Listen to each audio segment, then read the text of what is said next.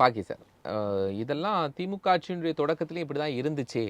ஆனா ஒரு 7 மாதம், 8 மாதம் வரும்போது, அது மறுபடியும் தொடங்கிடுச்சு அப்படின்னு சொல்றார் ஜெகதீஷ்.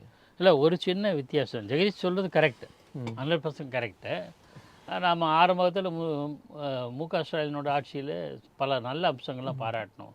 பாராட்டக்கூடிய அம்சங்கள் இல்லாமல் இல்லை முதல் கட்டத்தில். ஆனால் தேர்தலில் போட்டிட்டு வந்தவங்க எதுக்காக எப்படி வந்தாங்க? செலவு பண்ணிட்டு வந்தாங்க.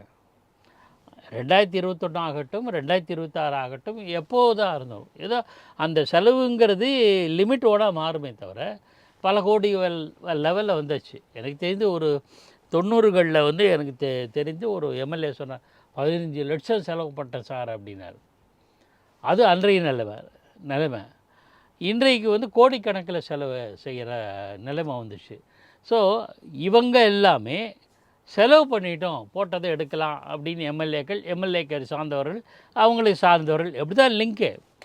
ஒரு ஒரு அரசியல்வாதியை சுற்றி அல்லது அரசியல்வாதிகளோட அணுக்கமானவர்கள் அப்படி தான் போகுது, ஊழலுக்கு காரணமாக இருக்குது. அதுக்கு காரணம் அது. ஆனால் இன்றைய இந்த ஆட்சியில் எனக்கு தெரிந்து, நான் என்னுடைய சிற்றறிவு கேட்டது வரை, எம்எல்ஏக்களாக தாவேகா சார்பில் தேர்ந்தெடுக்கப்பட்ட எம்எல்ஏக்கள் பெரும்பாலானோர் செலவே செய்யலை. பெருசாக ஒன்றும் செலவு செய்யலை.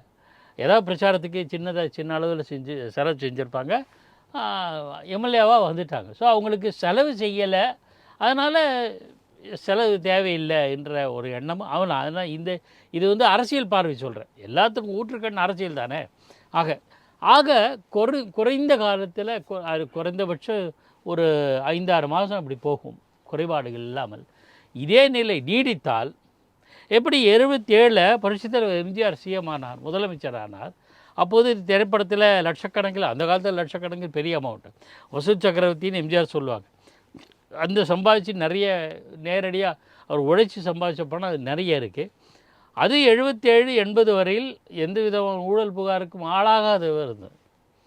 அப்போ இந்த மாதிரி இப்போ இருக்கிற மாதிரி தான் இருந்தது. ஆனால் 80க்கு பிறகு திடீர்னு ஒரு தேர்தல் வந்துச்சு, கட்சிக்கு செலவு இல்லை.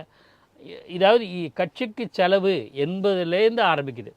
அன்றைக்கி விஜய் சட்டப்பேரவையில் பேசுனது போது பார்ட்டி ஃபண்டுன்னு சொன்னார். இவரும் அறிவிச்சிருக்காருன்னு நினைக்கிறேன், பார்ட்டி ஃபண்டு வாங்க மாட்டோம்ன்ற மாதிரி சொல்லியிருக்காரு. ஆமாம். இது எவ்வளோ காலம்? எந்த கட்சியாக இருந்தாலும், கம்யூனிஸ்ட் கட்சிகள் கூட கட்சி நிதி வசூலிப்பது இயல்பாக ஆகிவிட்டது. முன்ன மாதிரி உண்டியல் குளிக்கிறது கதையெல்லாம் போயிடுச்சு. ஆக அது எவ்வளவு காலம் நடத்த போகிறீங்க? இது எம்ஜிஆர், அப்போ புரட்சித் தலைவர் எம்ஜிஆர் வந்து தன் கட்ட இருக்கிறதெல்லாம் மக்களுக்கு அள்ளி கொடுத்தார், எல்லாருக்கும் தெரியும். அவரே 77-80 ஊழல்லாத ஆட்சியை கொடுத்தார். ஆனால் 80ல் ஒரு தேர்தல் திணிக்கப்பட்டது. அப்போ வேறு வழி இல்லாமல் செலவு பண்ணார், செலவுக்கு தேர்வு. அடுத்தது 70-80 அவர் ஆட்சிக்கு வந்தோடு பல்வேறு ஊழல் புகார்களுக்கு அவருடைய அமைச்சர்கள்லாம் ஆளாகின சூழல் இருக்குது. ஸோ இது எவ்வளோ காலம் வருதுன்னு பார்க்கணும். இதே நிலை நீடிக்குமா என்றால், நீடித்தால் நல்லது, அல்லது பெருமளவு கட்டுப்படுத்தார். ஊழலை வந்து குறைக்க முடியாது சார். இந்த இடைத்தரகர்கள் இருக்குது பார்த்திங்களா, அந்த சிஸ்டம் இருக்கிறவர்கள் பிரச்சனை தான். இடைத்தரகர்கள் ஏன் வர்றாங்கன்னா, மக்களுக்கு க்யூவில் நின்று சிஸ்டம் இந்த நடைமுறைகளில் ஃபில்லப் பண்ணி முடிக்கணுமே, அது ஒரு ஆளுக்கிட்ட காசு கொடுத்துட்டா போகிறோம், அவங்க எல்லாத்தையும் முடிச்சு கொடுத்துருவாங்க என்கிற எண்ணம். அந்த இடைத்தரகர்கள் தான் வந்ததுனால தான் ஊழல், இந்த கையூட்டு எல்லாம் தொடங்குது. ஸோ அதுக்கெல்லாம் அப்போ அது முற்றுப்புள்ளி வைக்கணும்னா, மக்கள் எளிதாக எதையும் எந்த சான்றிதழும் பெறலாம். இதை தான் அப்துல் கலாம் ஒரு சிஸ்டம் கொண்டாந்து யோசனையாக சொன்னார். அது நடைமுறைக்கு வரலை. ஒரு ஃபைலை ஒரு குறிப்பிட்ட நாள் தேங்கலைன்னா அது அதுக்கு கிளியர் ஆகலைன்னா அடுத்த லெவலுக்கு போயிடும். ஒரு பிறப்பு சான்றிதழ் நான் கேட்குறேன்னா, கீழ்நிலையில் இருக்க அதிகாரி அது இப்போ குறிப்பிட்ட காலத்துக்குள்ளே நிறைவேற்றலைன்னா அடுத்த மேலதிகாரிக்கு போகும். அவர் குறிப்பிட்ட நாளில் முடியலன்னா அப்படி ஆகும். அந்த லெவல் வந்து பொதுமக்களுக்காக. ஆனால் இப்போ தமிழ்நாடு இந்தியாவில் நிகர்நிலை பல்கலைக்கழகங்கள்லாம் எப்படி ஆச்சு? 90 நாளில் கிளியரன்ஸ் இல்லைன்னா ஆட்டோமேட்டிக்காக அவங்களுக்கு நிகர்நிலை பல்கலைக்கழகம் வந்துருங்கிற ஒரு கோளாறான நிலைப்பாடு. அது ஒரு பக்கம். இந்த விஜயோட ஆட்சியில் எனக்கு ரொம்ப மனம் கவர்ந்தது, இலவச பள்ளி நடத்துவேன் என்று சொல்லி ஒரு ஐடி கம்பெனி முதலாளி வந்திருக்காரு. இலவச பள்ளிக்கூடம் அதை நடத்துவதற்கு கூட இது கேட்டிருக்காங்க, கமிஷன் கேட்டிருக்காங்க, பணம் கேட்டிருக்காங்க முந்தைய ஆட்சியாளர்கள். நான் இலவச பள்ளி நடத்துகிறேன், அது கூட வா அப்படின்னு அவர் ஆதங்கப்பட்டார். நடக்கலை. இந்த ஆட்சி வந்தோடனே கிளியர் பண்ணிட்டாங்க. தனியார் பள்ளிகள் அவங்களுக்கு உண்டான அனுமதியோ மற்றது சான்றிதழ் ரினிவலோ மற்றதுக்கோ பல பேருக்கு இத்தனை ரேட்டை போட்டு வசூல் பண்ணாங்க. அதுக்கு அது தொடர்பாக ஒருத்தர் கூட கைது செய்யப்பட்டாங்க. அதெல்லாம் இல்லை. இப்போ 100 கோடியிலேருந்து 200 கோடி வரைக்கும் இதெல்லாம் கிளியர் ஆயிடுச்சுன்னு தனியார் பள்ளி நிர்வாகிகள் வந்து சங்கமே சொல்லியிருக்கு. அப்போ இது எந்த இதில் பிரதிபலிக்கும்னா, கல்விக்கு கட்டணம் வாங்குறாங்க, கொள்ளை அடிக்கிறாங்க தனியார் நிறுவனம்னு சொல்லும்போது தனியார் நிறுவனம் ப்ளேம் பண்ண வேண்டியது. ஆனால் அது மட்டும் காரணம் இல்லை.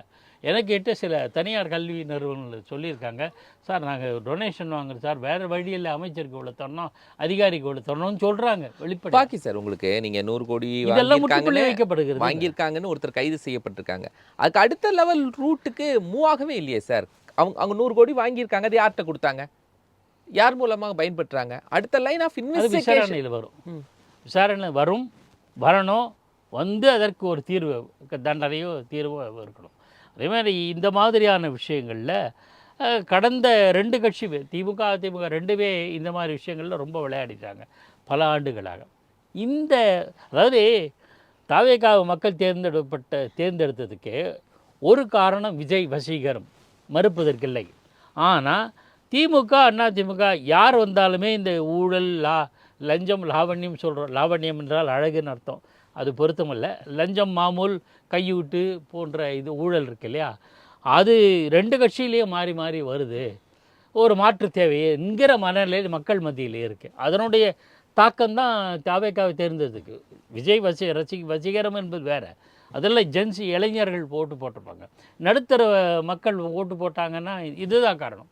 ஸோ இந்த அணுகுமுறை இருக்க, இவர் நேற்று பேசுகிறதில் விஜய் பேசுகிற பாதி அரசியல் தான், இல்லைன்னு சொல்லலை. அதெல்லாம் விட்டுருவோம். கரூர் சம்பவம் பற்றி ஆளுங்கட்சி இப்போ எதிர்கட்சி மீதான புகார் அதெல்லாம் வேறு, அது ஒரு. ஆனால் சொன்னதே நண்பர் ஜெகதீஷ் சொன்னது தான் நான் நினச்சிட்டு இருந்தேன். நீங்கள் யாருக்கு லஞ்சம் கொடுக்காதீங்கன்னா அடுத்த முறை மக்கள் என்னதான் இருந்தாலும் விஜய் ஒரு வசீகரமான தலைவர், அவர் சொன்னால் கேட்கக்கூடிய லெவலில் இருக்காங்க மக்கள். நாளைக்கு போய் சார் இது கொஞ்சம் இந்த சர்டிஃபிகேட் கொஞ்சம் செலவாகும், கொஞ்சம் கொடுங்க அப்படின்னு அதிகாரி கேட்டான்னு கிடையாதுன்னு சொன்னான்னு வச்சுங்களேன், 4 பேர் சொல்லிட்டான்னு வச்சுக்கோங்க, கொஞ்சம் கொஞ்சமாக அது பின்வாங்க. கொடுத்தா கொடுங்க, இல்லைன்னா பரவாயில்ல அப்படின்வாங்க. கொடுத்தா உடனே எடுத்து கொடுக்கணுன்ற எண்ணம் இருக்கும்போது நம்ம கேட்டால் கொடுக்குறாங்களே, இப்போ எல்லோரும் கேட்கலாம் என்கிற எண்ணம். அது அந்த மனநிலையை மக்களை ஒரு புதிய மனநிலைக்கு தயார்படுத்துகிறார்ல, மக்களை ஒரு கையூட்டு தராமல் காரியம் சாதித்து கொள்ளலாம் என்கிற மனநிலைக்கு தயார்படுத்துகிறார்ல, அது வரவேற்கிறதுக்கு. மற்ற அரசியல்லாம் போகலை. மத்திய அரசியல் விவாதித்துக்குரியது, அதில் நல்லதும் இருக்குது கெட்டதும் இருக்குது, விமர்சிக்கத்தக்கதும் இருக்குது. இந்த அணுகுமுறை மக்களை தயார்படுத்துகிற அந்த அணுகுமுறை வரவேற்கத்தக்கதா, அது வந்தாலே போதும். ஏன்னா நம்மக்கிட்ட இருக்கிற மக்கள்கிட்டே இருக்கிற அந்த மனோபாயம் மாறணும்.